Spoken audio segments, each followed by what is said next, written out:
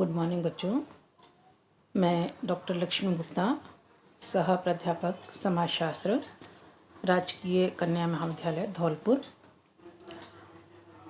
इससे पहले वाले वीडियो में हम लोगों ने पढ़ा था कि नातेदारी क्या होती है, नातेदारी का सामान्य अर्थ, अवधारणा, उसकी परिभाषा।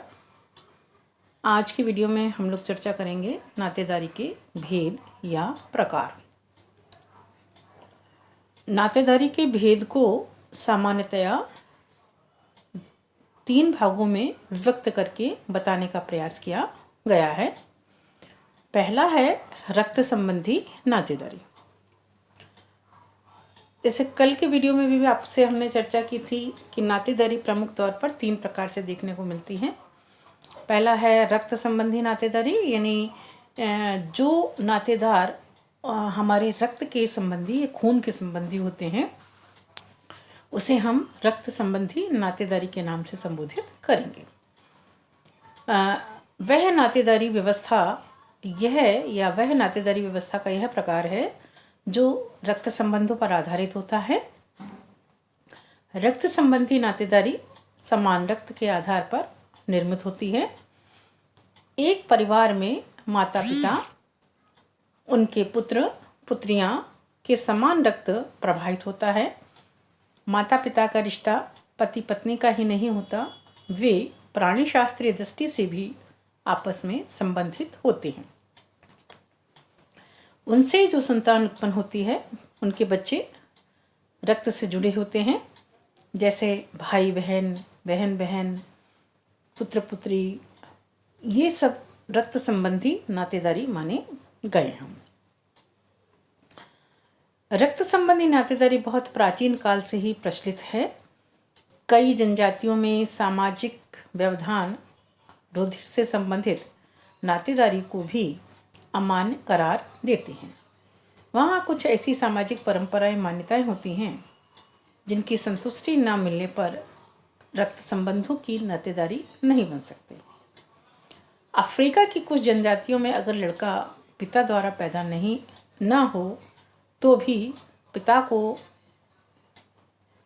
उसका पिता बनना पड़ता है। भारत की रूड़ा जनजाति में सब भाइयों की एक ही पत्नी होती है और उनसे किसी भी भाई को पैतृक ग्रहण करने हेतु एक निश्चित सामाजिक प्रथा का निर्वहन करना पड़ता है। समाज उसे विधि मान्य पिता मानता है। यह वह उसके द्वारा निर्मित सामाजिक कृत से होकर गुजरता है। इस तरह रक्त संबंधी नातेदारी हेतु कहीं कहीं सामाजिक मान्यताएं भी बहुत जरूरी होती हैं। दूसरी हम बात करते हैं विवाह संबंधी नातेदारी। विवाह संबंधी नातेदारी का निर्माण विवाह के पश्चात किया जाता है। जैसे एक लड़की या एक लड़के का जब विवाह होता है तो लड़के पक्ष के जो सदस्य होते हैं, जिसमें हम कह सकते हैं ससुर हैं, सास हैं, देवर हैं, नंद हैं, जेठ हैं, नंदियों हैं, या हम कन्या पक्ष की बात करते हैं तो कन्या पक्ष में जैसे साली है, साला है, सास हैं, ससुर हैं, साड़ू हैं। ये संबंधों का निर्माण या ये संबंध विवाह के पश्चात ही निर्मित होते हैं। अगर विवाह नहीं होता स्त्री पुरुष का तो इस प्रकार की नातेदारी का निर्माण नहीं हो सकता। विवाह से पूर्व एक पुरुष जो किसी का पुत्र था, वह विवाह के पश्चात किसी का दामाद बन जाता है, बहनोई बन जाता है, नंदोई बन जाता है, साड़ू बन जाता है। ये सब उदाहरण आपको हमने बताए हैं। इसी प्रकार स्त्री पक्ष में भी देखने को मिलता है कि कोई भाभी बनती है, कोई नंद बनती है, कोई बहू बनती है, कोई मामी, कोई चाची, इस प्रकार की चीज़ें देखने को मिलती हैं। तो 2 प्रकार आपको बताए, एक तो पहला रक्त संबंधी नातेदारी और दूसरा है विवाह संबंधी नातेदारी। ये दोनों प्रकार की नातेदारी प्रमुख तौर पर हमारे भारतीय समाज में देखने को मिलती है। देखिए, नातेदारी का अपना एक अलग महत्व होता है। ये हमें यह सिखाता है कि किसके साथ हमारा संबंध किस प्रकार का होगा। जैसे अगर विवाह के पश्चात लड़के के घर जब विवाह के पश्चात जाती है तो उसको अपने सास ससुर के साथ किस प्रकार का व्यवहार करना चाहिए, अपने देवर के साथ किस प्रकार का व्यवहार करेगी वो, और अपनी नंद के साथ किस प्रकार का व्यवहार करेगी, या नंद भाभी के साथ किस प्रकार का व्यवहार करेगी, देवर भाभी के साथ किस।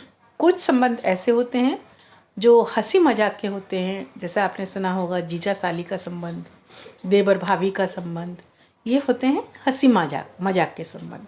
इसमें हमारा समाज इसमें थोड़ी फ्रीडम देता है। उसका भी बहुत सारे कारण होते हैं कि इस फ्रीडम के क्या कारण हैं, लेकिन ससुर बहू सास बहू का जो संबंध होता है वो थोड़ा रिस्पेक्ट का संबंध होता है, आदर का संबंध होता है। तो हमें इन चीज़ों का ध्यान अवश्य तौर पर रखना चाहिए। तीसरा और प्रमुख प्रकार के अंतर्गत हम कह सकते हैं कल्पित नातेदारी। यह इस व्यवस्था में यदि पुत्र ना होने पर कोई व्यक्ति किसी व्यक्ति को गोद लेता है तो उस गोद लिए गए व्यक्ति के साथ होने वाला संबंध कल्पित संबंध की श्रेणी में आता है। यह संबंध ना तो रक्तीय होता है, ना ही यह वैवाहिक होता है, वरन कानूनी तौर पर इस प्रकार के रिश्ते में मान्यता प्राप्त होती है। इस प्रकार का जो संबंध बनता है उस संबंध को भी हम यह कह सकते हैं कि वही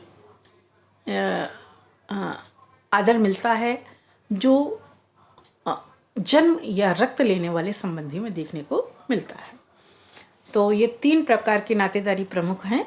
पहला है विवाह संबंधी नातेदारी, दूसरा है रक्त संबंधी नातेदारी, और तीसरा है कल्पित नातेदारी। थैंक यू बच्चों।